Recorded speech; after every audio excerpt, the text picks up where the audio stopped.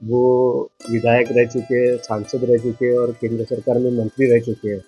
उनके काम के द्वारा मैं लोगों में गया, एक चेहरा करके गया, पर पार्टी ने मुझे, जब मेरे पिताजी का स्वास्थ्य ठीक नहीं था, तो एक वर्कर करके लोगों में मुझे जाने के लिए कहा, लोगों से कनेक्ट होने के लिए पार्टी ने मुझे कहा। इसमें मुझे पार्टी ने लोकसभा प्रभारी करके एक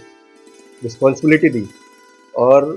भारतीय जनता पार्टी में अगर कोई सांसद, विधायक या कोई मंत्री का बेटा हो तो उसे टिकट नहीं देने की एक पॉलिसी है। पर अगर वो पात्रता में, उनके सर्वे में वो योग्य लगता है तो उसे टिकट ना देने की भी उनकी कोई पॉलिसी नहीं है और इसी माध्यम से मुझे टिकट दिया। तो महाराष्ट्र में एक विपरीत भारतीय जनता पार्टी के खिलाफ एक जो हवा चल रही थी, उस हवा में भी मैं चुन के आया हूँ और यही उनका निर्णय